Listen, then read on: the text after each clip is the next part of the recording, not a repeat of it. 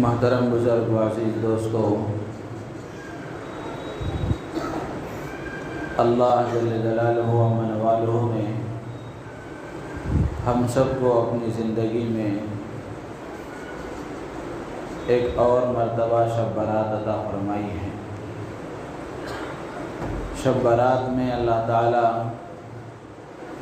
بہت سارے بندوں کو، بہت سارے انسانوں کو جہنم سے آزاد فرماتے ہیں، جہنم سے چھٹکارے کا پروانہ عطا فرماتے ہیں، اور اس رات کی بڑی فضیلتیں احادیث میں آئی ہیں۔ اللہ تبارک و تعالیٰ سے ہم دعا کریں کہ اللہ تعالیٰ ہم تمام کو بھی ان بندوں میں شامل فرمائے جن بندوں کو اللہ تعالیٰ آج کی رات جہنم سے آزادی عطا فرماتے ہیں۔ آج کی رات اللہ تعالیٰ جن بندوں کو جہنم سے نجات عطا فرماتے ہیں، اللہ تعالیٰ ہم سب کو بھی ان مبارک، سعادت مند اور خوش نصیب بندوں میں شامل فرمائے۔ اس رات کے سلسلے میں کچھ لوگوں کا خیال اور کچھ لوگوں کا نظریہ یہ ہے کہ وہ سرے سے اس رات کی فضیلت کے قائل ہی نہیں ہیں، اور اس رات کی فضیلت کے سلسلے میں جتنی احادیث مروی ہیں، جتنی حدیث کی کتابوں میں حدیثیں بیان کی گئی ہیں، ان کے سلسلے میں ان حضرات کا خیال یہ ہے کہ یہ حدیثیں صحیح نہیں ہیں، یہ من گھڑت روایتیں ہیں، موضوع روایتیں ہیں۔ ایک طبقہ وہ ہے۔ دوسرا طبقہ وہ ہے جو اس رات کی فضیلتوں کو مانتا ہے اور اس رات کی اہمیت کو سمجھتا ہے، لیکن اس رات کی فضیلت اور اہمیت کو سمجھتے ہوئے اس میں اس نے بہت ساری بدعتیں داخل کر لی ہیں، بہت سارے رسم و رواج اس نے اس میں پیدا کر لیے ہیں۔ اس لیے اہل سنت والجماعت کا معتدل مزاج یہ ہے کہ اس رات کی فضیلت میں احادیث جو مروی ہیں، محدثین نے بڑی وضاحت کے ساتھ یہ بات لکھی ہے کہ وہ حدیثیں اگرچہ ضعیف ہیں، بعض حدیثیں حسن درجے کی ہیں، لیکن فضیلت میں اور فضائل میں ان حدیثوں پر عمل کیا جا سکتا ہے۔ جمعے میں بھی میں نے عرض کیا تھا، ایک حدیث ضعیف ہوتی ہے، اس کے ساتھ اور کچھ حدیثیں مل جاتی ہیں تو اس حدیث میں جان پیدا ہو جاتی ہے، اس حدیث میں طاقت پیدا ہو جاتی ہے۔ تو شب برات کے سلسلے میں 10 صحابہ سے روایتیں منقول ہیں، اور کیا 10 صحابہ سے جس بات کی فضیلت ثابت ہو وہ غلط ہو سکتی ہے؟ تو اس لیے اس رات کے سلسلے میں جو روایتیں موجود ہیں وہ قابل عمل ہیں، اور اس روایت کی جو فضیلتیں بیان کی گئی ہیں وہ برحق ہیں۔ اللہ کے نبی علیہ الصلاۃ والسلام نے اس رات کے سلسلے میں کیا ہدایتیں دی ہیں؟ اللہ کے نبی علیہ الصلاۃ والسلام نے فرمایا، اذا كانت لیلۃ النصف من شعبان، جب شعبان کی 15ویں رات ہو، شب برات ہو، لیلۃ البراءت ہو، تو کیا کرنا چاہیے؟ اللہ کے نبی علیہ السلام نے فرمایا، فقوموا لیلہا، رات کو عبادت کرو، رات کو قیام کرو، اللہ کو راضی کرنے والے کام کرو۔ اسی لیے علماء نے لکھا ہے، علامہ ابن نجیم مصری رحمۃ اللہ علیہ، علامہ شیخ عبدالحق محدث دہلوی رحمۃ اللہ علیہ، اور امام مالک کے فقہ پر عمل کرنے والے ایک مالکی ہیں، انہوں نے بھی لکھا ہے کہ اس رات میں جاگنا اور بیدار رہنا مستحب ہے، لیکن وہی بات جو میں بارہا عرض کیا کرتا ہوں کہ جاگنا صرف جاگنے کے لیے نہیں ہے، جاگنا چوراہوں پر گھومنے کے لیے نہیں ہے، بلکہ یہ جاگنا اور بیدار رہنا عبادت کے لیے ہے۔ تو یہ رات فضیلت والی ہے۔ امام شافعی رحمۃ اللہ علیہ فرماتے ہیں کہ ہم تک یہ بات پہنچی ہے کہ 5 راتیں ایسی ہیں جن راتوں میں دعائیں اللہ کی بارگاہ میں قبول ہوتی ہیں۔ ان 5 راتوں میں سے ایک ہے عید الفطر کی رات، ایک ہے عید الاضحیٰ کی رات، اور ایک ہے رجب کے مہینے کی پہلی رات، اور ایک ہے جمعے کی رات، اور ایک ہے 15ویں شعبان کی رات۔ تو یہ رات بھی وہ مبارک رات ہے جس میں بندہ اللہ کے سامنے دعا کرتا ہے، اللہ تعالیٰ اس کی دعائیں قبول فرماتے ہیں۔ تو اس لیے اللہ کے نبی نے فرمایا فقوموا لیلہا، یہ رات اگر تمہیں میسر آ جائے، یہ رات اگر تمہیں مل جائے تو تم اس رات کو غنیمت سمجھتے ہوئے اس میں اللہ کو راضی کرنے کی کوشش کرو، اللہ کو راضی کرنے والے کام کرو۔ اور اس رات میں کیا ہوتا ہے؟ اللہ کے نبی علیہ السلام نے فرمایا اللہ تبارک و تعالی آسمان دنیا پر اپنی شان کے مطابق نزول فرماتے ہیں، اور اللہ کی طرف سے یہ اعلان ہوتا ہے۔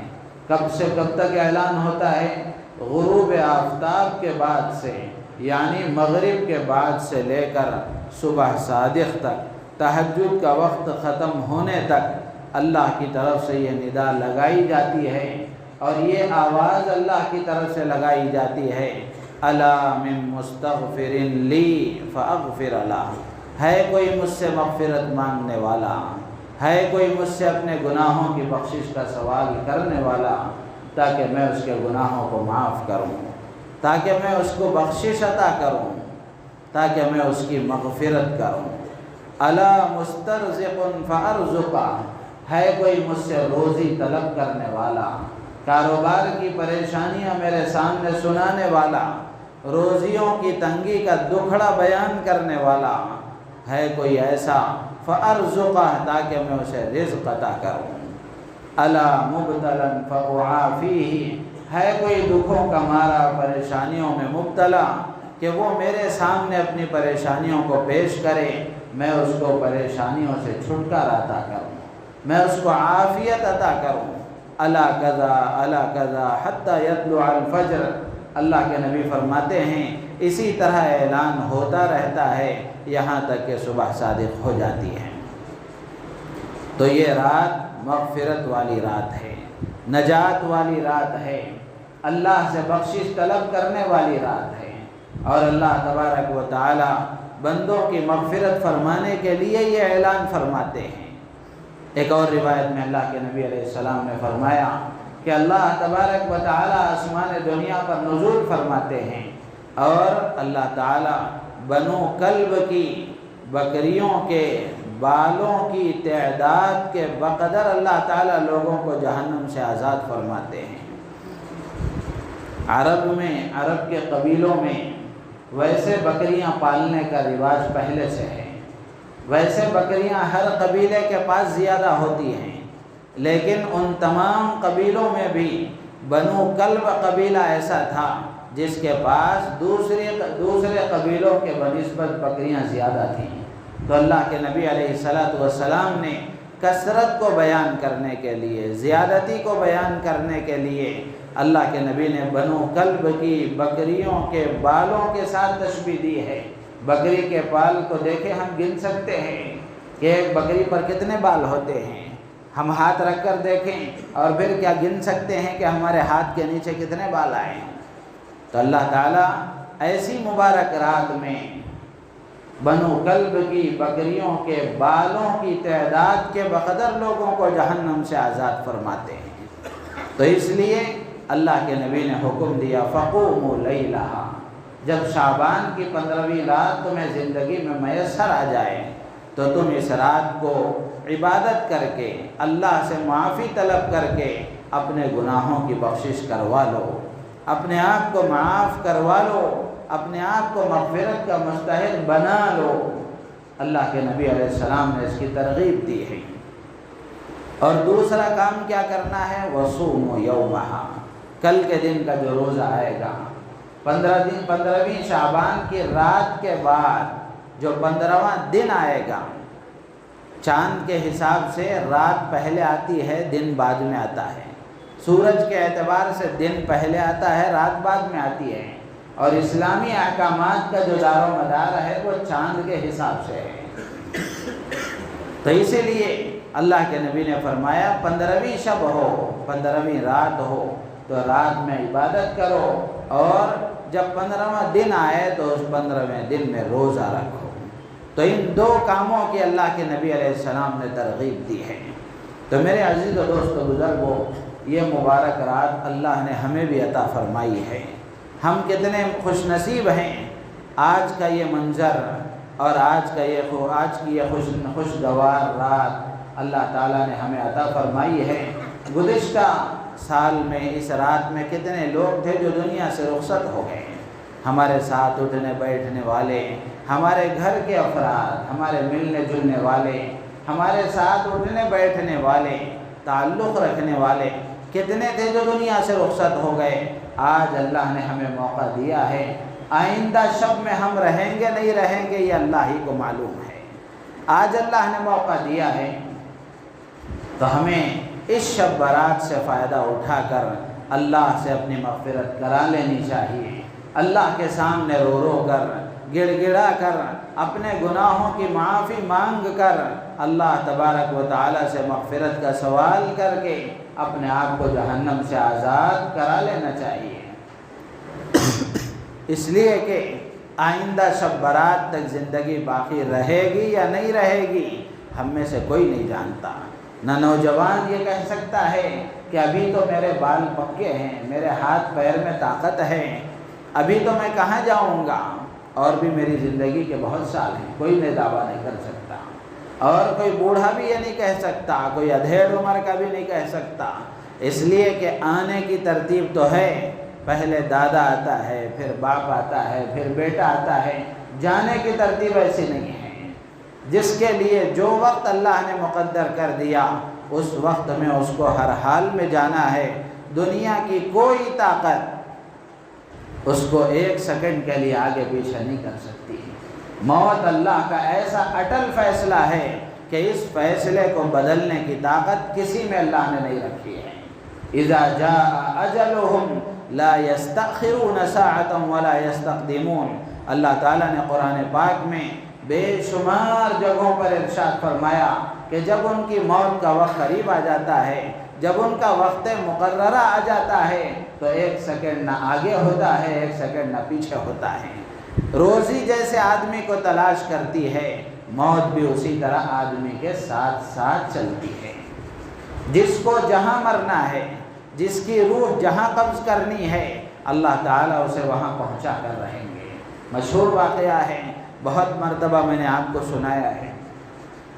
حضرت سلیمان علیہ السلام کے زمانے میں ایک مرتبہ حضرت سلیمان علیہ السلام کے دربار میں ایک آدمی بیٹھا ہوا تھا، دوسرا آدمی اس کو گھور رہا تھا۔ اجنبی آدمی ہے، اس کو بار بار گھور رہا ہے، اس کو آنکھ اٹھا کر دیکھتا ہے، وہ گھور رہا ہے تو یہ آنکھیں نیچے کر لیتا ہے، پھر دوبارہ اٹھا کر دیکھتا ہے تو وہ اسی طرح گھور رہا ہے، پھر آنکھیں نیچے کر لیتا ہے، تیسری مرتبہ دیکھتا ہے تو پھر گھور رہا ہے۔ ظاہر سی بات ہے، کوئی اجنبی آدمی بار بار کسی کو گھور کر دیکھے تو وحشت ہوتی ہے۔ تو اس نے حضرت سلیمان علیہ السلام سے عرض کیا۔ حضرت سلیمان علیہ السلام کو اللہ نے نبوت بھی عطا فرمائی تھی، حکومت بھی عطا فرمائی تھی، اور حکومت ایسی جنوں پر ان کی حکومت، ہواؤں پر ان کی حکومت، دریاؤں اور پانی پر ان کی حکومت، اللہ نے یہ پاور اور یہ طاقت انہیں عطا فرمائی تھی۔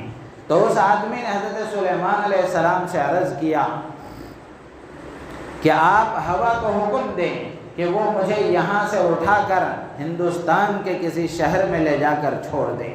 حضرت سلیمان علیہ السلام نے ہوا کو حکم دیا، چنانچہ وہ آدمی وہاں سے ہوا کے ذریعے سے کسی شہر میں آ گیا۔ آ کر دیکھا تو کیا دیکھتا ہے، حضرت سلیمان علیہ السلام کے مجلس میں جو آدمی اس کو گھور رہا تھا وہ وہاں بھی حاضر ہے، وہ وہاں بھی حاضر ہے۔ تو وہ حیران ہو گیا، پریشان ہو گیا۔ اس نے پوچھا کہ بھائی تمہیں سے چھٹکارا حاصل کرنے کے لیے یہاں آیا ہوں، اور تم یہاں بھی موجود ہو، آخر ہو کون تم؟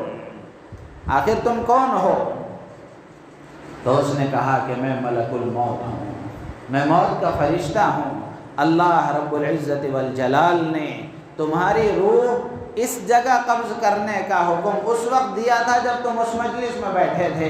میں یہ سوچ رہا تھا اللہ نے اس کی روح وہاں قبض کرنے کا حکم دیا، یہ یہاں موجود ہے، کیسے میں قبضہ کر سکوں گا، کیسے میں اس کی روح نکال سکوں گا؟ تو آدمی اپنی موت کو خود ہی دعوت دیتا ہے۔ تو میرے عزیز و دوست و بزرگوں، آدمی دنیا کی رنگریلیوں میں لگا ہوا ہے، اپنے کاروبار میں، دکان میں، جائیداد میں، کھیت کھلیان میں، ملازمتوں میں، مصروفیتوں میں، مشغولیتوں میں لگا ہوا ہے، اور آج کی رات اللہ کی طرف سے فیصلہ ہوتا ہے کہ آئندہ سال میں کون دنیا سے رخصت ہوگا، کون دنیا میں پیدا ہوگا، یہ اللہ کی طرف سے فیصلہ ہو رہا ہے۔ تو میرے عزیز و دوست و بزرگوں، ہم میں سے ہر ایک کو چاہیے کہ اللہ نے آج ہمیں شب برات عطا فرمائی ہے، آئندہ شب برات تک ہم ہوں گے یا نہیں ہوں گے، اللہ نے آج موقع دیا ہے، تو ہم اللہ کو راضی کرنے والے اعمال میں لگ کر اپنی بخشش کرا لیں، اور اپنے آپ کو مغفرت کا مستحق بنا لیں، اور اپنے گناہوں کی معافی مانگ کر اللہ تبارک و تعالیٰ سے جہنم سے آزادی حاصل کر لیں۔ تو آج کی رات مغفرت کی رات ہے، جہنم سے چھٹکارے کی رات ہے، جہنم سے نجات کی رات ہے، اور اللہ کی طرف سے فیصلوں کی رات ہے۔ لیکن میرے عزیز و دوست و بزرگوں، اللہ کے نبی علیہ السلام نے ارشاد فرمایا، آج کی رات اللہ کی طرف سے مغفرت عامہ کا اعلان ہوتا ہے۔ اللہ تعالیٰ عمومی اعلان فرماتے ہیں، ہے کوئی مغفرت کا سوال کرنے والا، ہے کوئی معافی مانگنے والا؟ ایسے عام اعلان کے موقع پر بھی اللہ کے نبی علیہ السلام نے فرمایا، کچھ اللہ کے محروم القسمت بندے وہ ہیں، کچھ بدنصیب بندے وہ ہیں جو ایسی مبارک راتوں میں بھی بخشے نہیں جاتے ہیں، ایسی مبارک راتوں میں بھی اللہ تعالیٰ انہیں نہیں بخشتے۔ میرے عزیز و دوست و بزرگوں، دل ہی دل میں ہم اللہ سے دعا کریں کہ اللہ تعالیٰ ہمیں ان محروم بندوں میں شامل نہ فرمائے، ہمیں ان محروم بندوں میں اللہ تعالیٰ شمار نہ فرمائے۔ اللہ کے نبی علیہ السلام نے فرمایا کہ اللہ تبارک و تعالیٰ آسمان دنیا پر نزول فرماتے ہیں، فَيَغْفِرُ لِعِبَادِهِ، حدیث میں موجود ہے، اللہ تعالیٰ اپنے سارے بندوں کی مغفرت فرماتے ہیں، إِلَّا لِمُشْرِكٍ أَوْ مُشَاحِدٍ، لیکن شرک کرنے والے کو اللہ تعالیٰ معاف نہیں فرمائیں گے، مشرک کی اللہ تعالیٰ بخشش نہیں فرمائیں گے۔ ہاں، آج کی مبارک رات میں ان گناہوں میں مبتلا اور ان گناہوں کے رسیا اور عادی انسان بھی اگر اللہ سے معافی مانگ لیں تو اللہ ان کو بھی معاف فرما دیں گے۔ توبہ، اللہ کی طرف سے توبہ کا دروازہ ہر وقت کھلا ہوا ہے، تو ان گناہوں میں مبتلا آدمی آج بھی اللہ سے توبہ کر لیتا ہے، اللہ تعالیٰ معاف فرما دیتے ہیں۔ تو اس لیے ان گناہوں کا تذکرہ اس لیے کیا جاتا ہے تاکہ میں اور آپ اپنی زندگی کا محاسبہ کریں، کیا یہ گناہ ہمارے اندر ہیں؟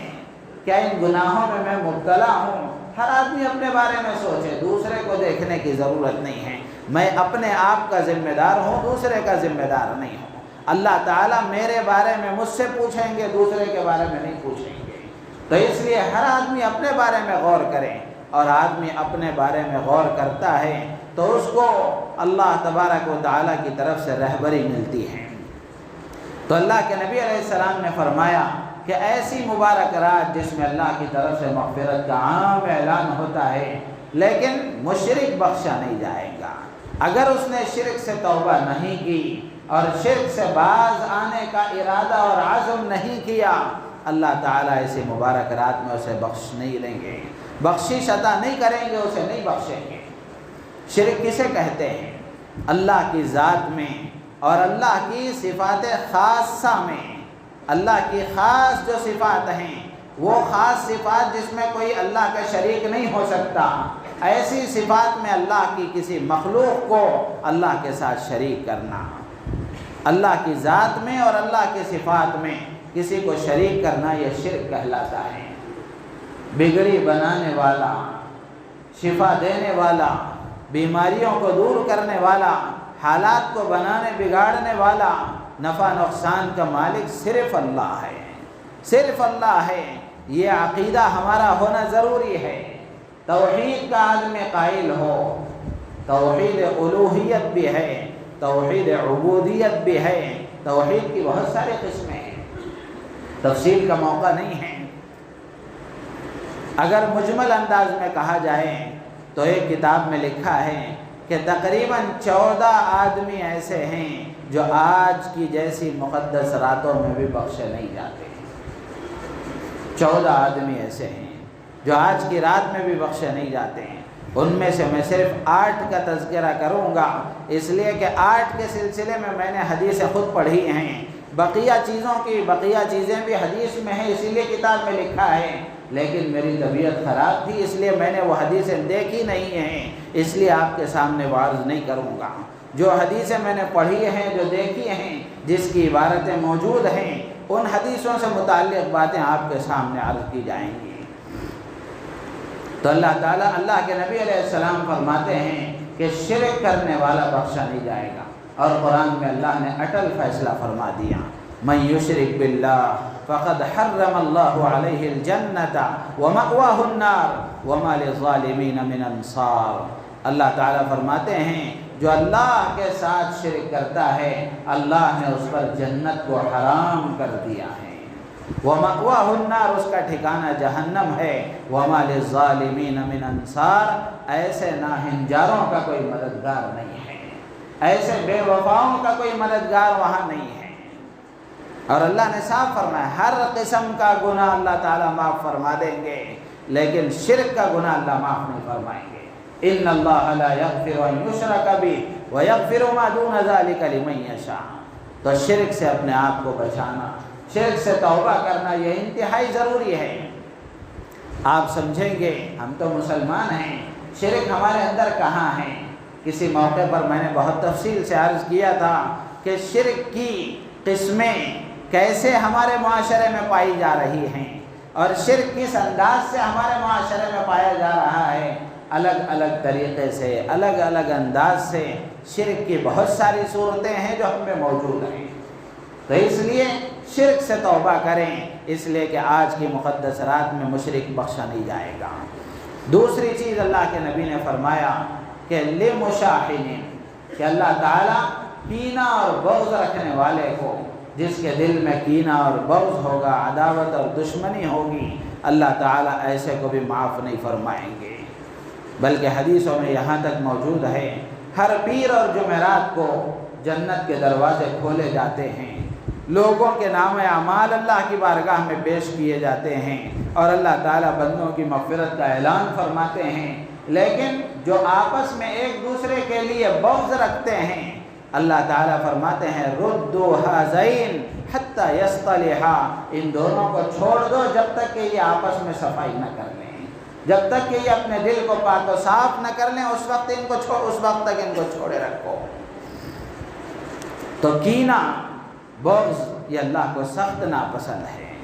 کسی سے دشمنی اور کسی سے عداوت کسی شرعی عذر کے بغیر، آدمی اپنی نفسانی طور پر اور منمانی کی وجہ سے کسی سے بغض رکھتا ہے اور کسی وجہ سے کسی سے کینہ رکھتا ہے، آج کی مقدس رات میں بھی وہ بخشا نہیں جائے گا۔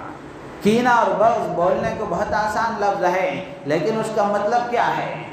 کینے کا مطلب یہ ہے کہ آدمی کسی دوسرے مسلمان کے لیے برا سوچے، کسی دوسرے مسلمان کے لیے برا سوچے، محبت کے جذبات کے بجائے نفرت کو پالیں، عزت دینے کے بجائے اس کو رسوا کرنے کی شکلیں پیدا کریں، اس کو راحت پہنچانے کے بجائے تکلیفیں دینے کی شکلیں پیدا کریں، اس کو خوشیاں دینے کے بجائے اس کو پریشانیوں میں مبتلا کرنے کی پلاننگ بنائے، یہ کینہ ہے۔ اللہ کے نبی علیہ السلام نے صاف الفاظ میں ارشاد فرمایا لا تحاسدوا ولا تباغضوا ولا تدابروا وكونوا عباد اللہ اخوانا، آپس میں ایک دوسرے سے حسد مت کرو، آپس میں ایک دوسرے کو دھوکہ مت دو، آپس میں ایک دوسرے سے بغض، عداوت، دشمنی مت رکھو، آپس میں اللہ کے بندے بن کر رہو اور آپس کے بھائی بھائی بن کر رہو۔ 4 دن کی دنیا ہے، 4 دن کی دنیا ہے، آدمی دنیا سے کیا لے جائے گا؟ کیا لے جائے گا؟ نہ دولت آئے گی، نہ مال آئے گا، نہ جائیدادیں آئے گی، بس وہی لوگوں کی نیک نامی، لوگوں کے دلوں کی محبت اور لوگوں کے اندر اس کا اچھا اثر، یہی اس کے کام آئے گا۔ اس کے اعمال کے ساتھ یہ چیز بھی ضروری ہے میرے عزیز و دوست بزرگوں۔ لیکن ہم اپنے معاشرے پر نظر ڈال کر کے دیکھیں، کیا گھرانے، کیا تنظیمیں اور کیا دینی اور دنیاوی مجلسیں ہم دیکھ لیں کہ سب بغض و عداوت کی نظر ہو گئی ہیں۔ محبت کا پیغام عام کرنے کی ضرورت ہے، نفرتیں بانٹنے سے اپنے آپ کو بچا کر محبتیں پھیلانے کی ضرورت ہے، محبتیں پھیلانے کی ضرورت ہے۔ نفرتیں پیدا کرنا اور بغض و عداوت پیدا کرنا یہ شیطان کا کام ہے۔ اللہ نے قرآن میں فرمایا انما یرید الشیطان ان یوقع بینکم العداوۃ والبغضاء، شیطان چاہتا ہے کہ تمہارے درمیان میں دشمنی پیدا کرے۔ دشمنی پیدا کرنا، آپس میں لڑانا یہ شیطان کا پسندیدہ کام ہے۔ محبتیں پیدا کرنا، جوڑ پیدا کرنا یہ اللہ اور اللہ کے رسول کا پسندیدہ کام ہے۔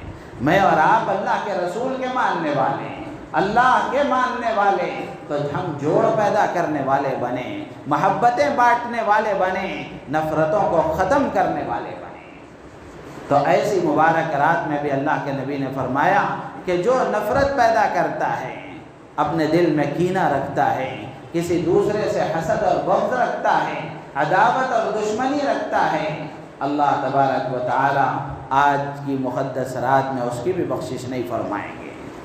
ہاں اگر وہ توبہ کر لیتا ہے آج کی مقدس رات میں، اللہ سے گڑ گڑا کر آئندہ ان حرکتوں سے باز آنے کے ارادے کے ساتھ اللہ سے معافی مانگ لیتا ہے، اللہ تعالیٰ اس کو بھی بخش دیتے ہیں۔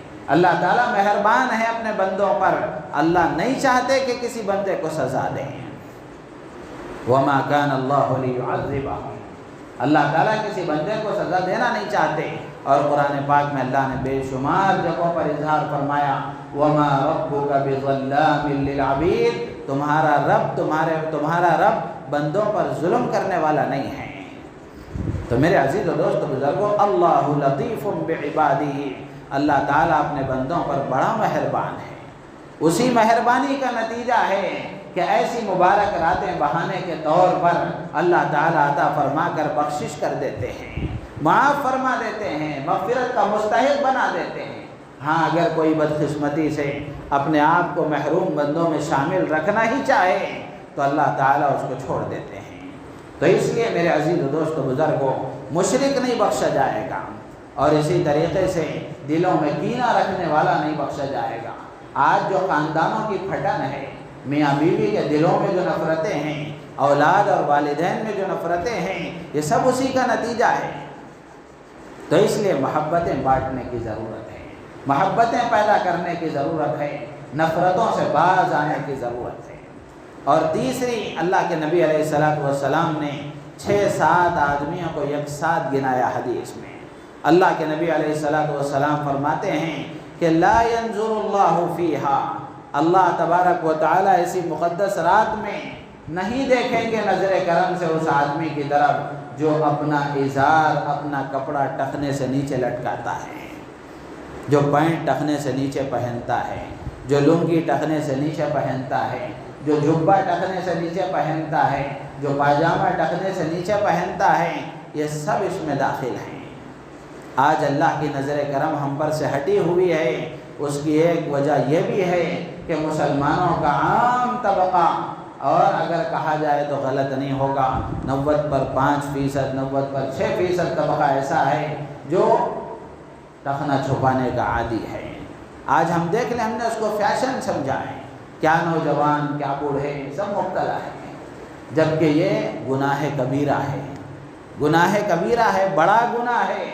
اور ایسی مقدس رات میں بھی اللہ تبارک و تعالی اس کی طرف رحمت کی نظر سے نہیں دیکھیں گے۔ تو ہم بیٹھے بیٹھے دل میں عزم کریں، ارادہ کریں، اور اللہ سے معافی مانگتے ہوئے اللہ سے سوال کریں کہ اے اللہ، یہ فیشن کی جو محبت میرے دل میں آئی ہے تو اس کو نکال دے، سنت لباس پہننے کی محبت میرے اندر پیدا فرما دے، اللہ سے مانگنا چاہیے۔ میرے عزیز و دوست و بزرگوں، ہمارے نبی کا جو طریقہ ہے وہ پسندیدہ ہے۔ اتنی بات یاد رکھنے کی ہے کہ ہمارے نبی علیہ السلام کے جو طریقے ہیں وہ اللہ کو پسند آئے ہیں، وہ اللہ کو پسند آئے ہیں۔ اگر ہم ان طریقوں کو اختیار کریں گے تو ہم بھی اللہ کے پسندیدہ بنیں گے، ہم بھی اللہ کے محبوب بنیں گے۔ تو اس لیے مختصر یہ ہے کہ اللہ کے نبی علیہ السلام نے فرمایا، ٹخنے سے نیچے کپڑا لٹکانے والا آج کی رات میں بھی بخشا نہیں جائے گا، بلکہ حدیث میں فرمایا کہ جتنا حصہ ٹخنے کے نیچے ڈھکا ہوا ہوگا وہ جہنم میں ہوگا۔ تو کیا اس کا مطلب یہ ہے کہ ٹخنے کے نیچے جتنا ڈھکا ہے وہ کاٹ کر جہنم میں ڈالا جائے گا، باقی حصے کو جنت میں ڈالا جائے گا؟ پورا آدمی ہی جہنم میں جائے گا۔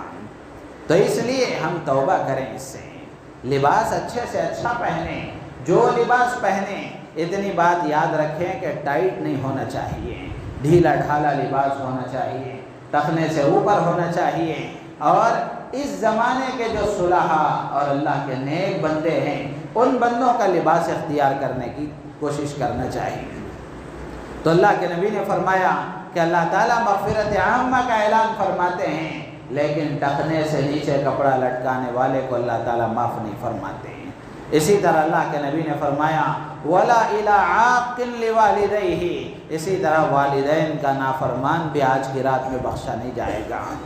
ماں باپ وہ چیز ہیں، ماں باپ اللہ کی وہ نعمت ہیں جن کا احسان اولاد کبھی چکا نہیں سکتی، جن کا احسان اولاد کبھی اس کا بدلہ دے ہی نہیں سکتی۔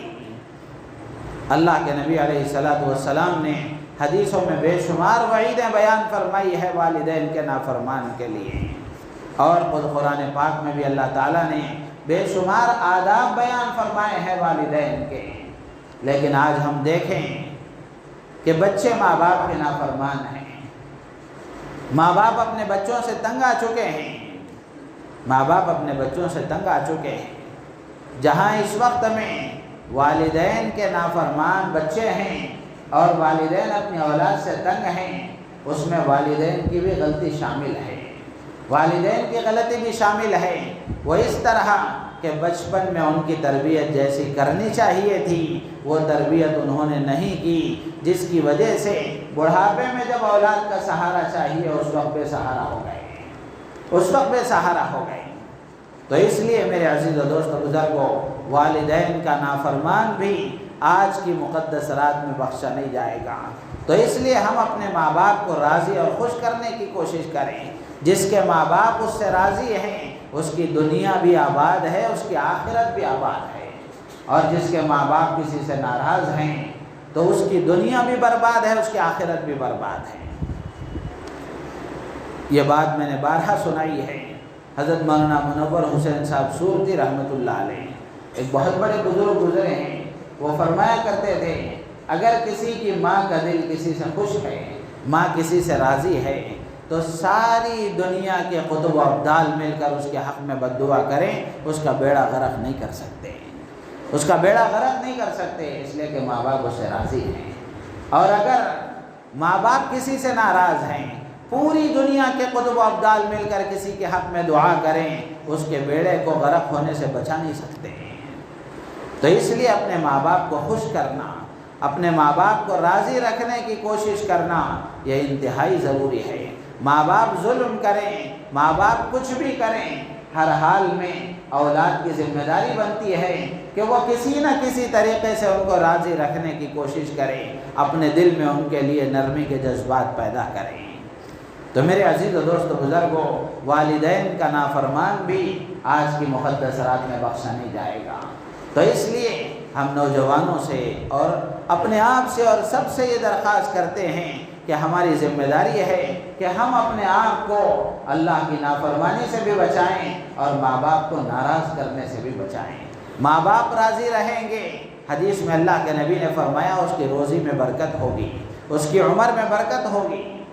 اگر ماں باپ مفلس ہیں، ماں باپ محتاج ہیں، اولاد کو اللہ نے صاحب ثروت بنایا ہے تو بیٹے کی ذمہ داری بنتی ہے کہ وہ ان محتاج اور مفلس ماں باپ کا خرچ برداشت کریں، یہ ذمہ داری ہے۔ تو اس لیے اللہ کے نبی نے فرمایا کہ ایسی مقدس رات میں بھی اللہ تعالیٰ نظر کرم نہیں فرمائیں گے اس کی طرف جو اپنے ماں باپ کو ناراض کرتا ہے، اپنے ماں باپ کا نافرمان ہے۔ اسی طرح اللہ کے نبی علیہ السلام نے فرمایا کہ اللہ تعالیٰ نظر کرم سے نہیں دیکھیں گے اس آدمی کی طرف جو ہمیشہ شراب پینے والا ہے، شراب پینے والا ہے۔ شراب حرام ہے اسلام میں۔ انما الخمر والمیسر والانصاب والازلام رجس من عمل الشیطان فاجتنبوه، اللہ نے اس کو حرام قرار دیا، ناپاک قرار دیا اور اس سے بچنے کا حکم دیا ہے، لیکن الگ الگ نام سے، الگ الگ انداز سے، الگ الگ موقعوں سے مسلمان بھی آگے بڑھ چڑھ کر اس کو استعمال کر رہے ہیں۔ میرے عزیز و دوست بزرگوں، حرام ہے۔ اللہ کے نبی علیہ السلام نے اس کو ام الخبائث قرار دیا ہے، تمام برائیوں کی جڑ، تمام خرابیوں کی جڑ، تمام گناہوں کی جڑ ہے۔ اس لیے کہ آدمی جب شراب پیتا ہے تو اس کی عقل ٹھکانے نہیں رہتی، پھر وہ جو چاہے کہتا ہے، جو چاہے کرتا ہے، اس کی عقل چونکہ معوف ہو جاتی ہے، اس کی عقل ختم ہو جاتی ہے، کام کرنا بند کر دیتی ہے، جس کے نتیجے میں نشے کی وجہ سے نشے میں چور ہو کر وہ اپنی زبان سے کیا بول رہا ہے اس کو خبر نہیں ہوتی، وہ اپنے ہاتھ پیر سے کیا کر رہا ہے اس کو خبر نہیں ہوتی۔ ایک نوجوان نے مجھ سے سوال کیا کہ شراب کے حرام ہونے کی وجہ اگر یہ ہے تو بہت سارے لوگ ایسے ہیں جو شراب پینے کے عادی ہو گئے، اب وہ شراب پینے کے بعد ان کی عقل ٹھکانے رہتی ہے، یعنی ان کو پتہ چلتا ہے کہ میں کیا کر رہا ہوں، وہ کسی کو مارتے دھاڑتے بھی نہیں ہیں اور کسی کو گالیاں بھی دیتے نہیں ہیں، کوئی غلط کام بھی نہیں کرتے ہیں، لیکن شراب پینے کے عادی ہیں، تو کیا ان کے لیے بھی حرام ہے؟ میرے عزیز و دوست و بزرگوں، ہم حکم کے پابند ہیں، حکمت کے پابند نہیں ہیں۔ اللہ نے حکم دیا ہے بچنے کا، اللہ کے نبی نے برائیوں کی جڑ اس کو فرمایا ہے۔ آج ہماری عقل میں وہ نہیں آ رہی ہے بات، تو ہماری عقل کا فتور ہے، ہماری عقل کی کمزوری ہے۔ اللہ کے نبی علیہ السلام نے جب فرما دیا تو ہماری ذمہ داری بنتی ہے کہ ہم بصر و چشم اس کو قبول کریں۔ اللہ کے نبی نے اس کو تمام برائیوں کی جڑ قرار دیا، ام الخبائث قرار دیا۔ تو اس لیے شراب کا مطلب صرف شراب نہیں ہے، نشے کی ہر چیز سے بچنا ضروری ہے۔ اور نشے کی کیا کیا چیزیں اس وقت ہمارے اپنے محلے میں، ہمارے اپنے پڑوس میں مسجدیں آزو بازو ہیں، گھر ہیں، اس کے باوجود بھی نشے کا کاروبار عروج پر ہے۔ چھوٹے چھوٹے بچے، 10-12 سال کے بچے بھی نشے میں مبتلا ہیں۔ میرے عزیز و دوست بزرگوں، اس کی بنیادی وجہ اگر کہی جائے تو یہی ہے کہ ماں باپ کو اپنی اولاد کی تربیت کی فکر نہیں ہے، ماں باپ غافل ہو گئے۔ آپ کہیں گے کہ یہ دوستوں کے ساتھ ملتا ہے، باہر برے دوستوں کے ساتھ رہتا ہے، اس لیے وہ عادت اس کے اندر پیدا ہوئی ہے۔ وہ برے دوستوں کے ساتھ رہتا اس لیے ہے کہ آپ نے منع نہیں کیا، آپ نے اس کی نگرانی نہیں فرمائی، آپ نے نہیں دیکھا کہ یہ گھر سے کب جاتا ہے، کہاں جاتا ہے، کس کے ساتھ رہتا ہے، کس کے ساتھ اس کا وقت گزرتا ہے، واپس کب آتا ہے، کس کے ساتھ آتا ہے، کس حالت میں آتا ہے اور کہاں پہنچتا ہے، کیا کرتا ہے۔ ماں باپ کی ذمہ داری ہے۔ اگر ہر گھر میں ماں باپ اپنی اولاد کی تربیت کا بیڑا اٹھا لیں اور اس ذمہ داری کو سمجھ لیں تو معاشرہ پاک و صاف ہو جائے گا، معاشرہ پاک و صاف ہو جائے گا۔ لیکن میرے عزیز و دوست بزرگوں، بچپن میں بہت زیادہ لاڑو پیار، بچپن میں بہت زیادہ ناز و نخرے برداشت کر لیے، جب بچہ بڑا ہو کر کام دینے لگتا ہے اس وقت تربیت کا فریضہ یاد آتا ہے، اس وقت تربیت کا فریضہ یاد آتا ہے، اس وقت آتے ہیں کسی عالم کے پاس، اس وقت جاتے ہیں کسی عامل کے پاس اور جا کر کہتے ہیں میرے بچے کو کیا ہو گیا، وہ ایسا ہو گیا، وہ ایسا ہو گیا۔ میرے عزیز و دوست بزرگوں، یہ اجتماعی گناہ ہے امت کا اس وقت میں، جیسے نماز کا چھوڑنا یہ امت کا اجتماعی گناہ ہے اس وقت کا، اسی طرح اولاد کی تربیت سے بے خبری یہ بھی اجتماعی گناہ ہے۔ اگر ہر ماں باپ فکر کر لیں، ہر گھر کے افراد اپنے گھر کی فکر کر لیں تو پھر اصلاح معاشرہ کی کوئی ضرورت نہیں ہے، اس لیے کہ ہر آدمی اپنے گھر کا فکر مند ہے۔ اپنی اولاد کے بارے میں فکر مند ہے، اپنے آپ کے بارے میں فکر مند ہے۔ تو اس لیے میرے عزیز و دوست بزرگوں، شراب بھی حرام ہے، نشے کی ہر چیز حرام ہے۔ اللہ کے نبی نے فرمایا کل مسکر حرام، ہر نشہ پیدا کرنے والی چیز حرام ہو، چاہے وہ جس شکل میں ہو، چاہے وہ جس شکل میں ہو، انجیکشن کی شکل میں ہو، ٹیبلٹس کی شکل میں ہو، اور پتہ نہیں کیا کیا لوگوں نے بنا رکھی ہیں، ان سب کی شکل میں ہو۔ ہمیں پتہ بھی نہیں ہے، چھوٹے چھوٹے بچوں کو معلوم ہے۔ میرے عزیز و دوست بزرگوں، انسانیت کے قاتل ہیں وہ کاروباری جو نشے کا بیوپار کر کے امت کو برباد کرتے ہیں۔ امت کے قاتل ہیں وہ کاروباری جو نشے کا بیوپار کر کے نسلوں کو برباد کر رہے ہیں۔ اللہ کے ہاں بخشے نہیں جائیں گے، اللہ کے ہاں بخشے نہیں جائیں گے۔ تو اس لیے ایسی روزی کیا کام آئے گی؟ ایسی روزی جس جسم کو لگے گی وہ کیا پنپے گا، اور کیا اللہ کی جنت میں جانے کا وہ مستحق ہوگا؟ اللہ کے نبی علیہ السلام نے فرمایا جو جسم حرام روزی سے پروان چڑھتا ہے اس کے لیے مناسب اور لائق جگہ جہنم ہی ہے۔ تو اس لیے میرے عزیز و دوست بزرگوں، نوجوانوں سے بطور خاص عرض کروں گا، اللہ کے لیے اپنی جوانی کی حفاظت کریں۔ جوانی اللہ کی بہت بڑی نعمت ہے، جوانی اللہ کی بہت بڑی نعمت ہے، اس کو یوں ہی ضائع کرنے کے لیے اللہ نے نہیں دیا ہے۔ جوانی 3-4 جمعہ مستقل میں نے یہ موضوع پر عرض کیا ہے کہ جوانی ہماری کیسے گزارنی چاہیے۔ اللہ کرے نوجوان جمعے کے بیان میں پہلے آنے کی کوشش کریں، دین کے محفلوں میں بٹھانے کی اپنے آپ کو کوشش کریں۔ تو اس لیے میرے عزیز و دوست و بزرگوں، میں یہ عرض کر رہا تھا کہ شراب بھی حرام ہے، ہر نشے کی چیز حرام ہے، ہر نشے کی چیز حرام ہے، چاہے وہ جس شکل میں بھی ہو۔ تو اس لیے ہمیں فکر کرنی چاہیے کہ ہم بھی بچیں اور دوسروں کو بھی اس کی ترغیب دیں، دوسروں کو بھی بچانے کی کوشش کریں، اور دوسروں کو بھی اس بات کا فکر دلائیں کہ وہ خود بھی بچیں اور دوسروں کو بھی بچنے کی تلقین کریں۔ اسی طرح اللہ کے نبی علیہ السلام نے فرمایا اللہ تعالیٰ سارے بندوں کو معاف فرمائیں گے، لیکن ناحق کسی کا خون بہانے والا، قاتل نفس کو اللہ تعالیٰ معاف نہیں فرمائیں گے۔ کتنی بڑی بات اللہ کے نبی علیہ السلام نے حدیث میں بیان فرمائی، لَزَوَالُ الدُّنْيَا أَهْوَنُ عَلَى اللَّهِ مِنْ قَتْلِ رَجُلٍ مُسْلِمٍ۔ اللہ کے نبی نے فرمایا پوری دنیا کا تباہ اور برباد ہو جائے، اللہ کے نزدیک اس کی وہ اہمیت نہیں ہے جتنی اہمیت ایک مسلمان کو قتل کرنے کی ہے۔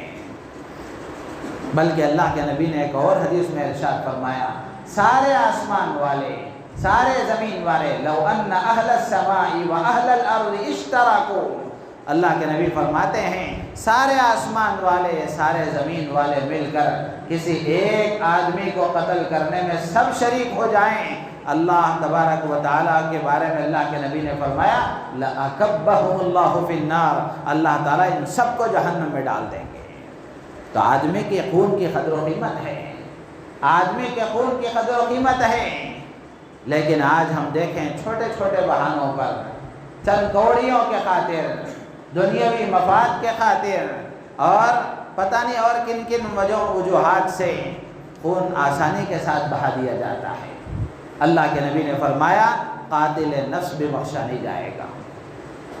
اسی طرح اللہ کے نبی نے فرمایا اللہ تعالیٰ سب کی مغفرت فرمائیں گے، سب کی طرف نظر کرم سے دیکھیں گے، لیکن رشتے ناتوں کو توڑنے والا، تعلقات کو قطع کرنے والا، اللہ تعالیٰ اس کو بھی معاف نہیں فرمائیں گے۔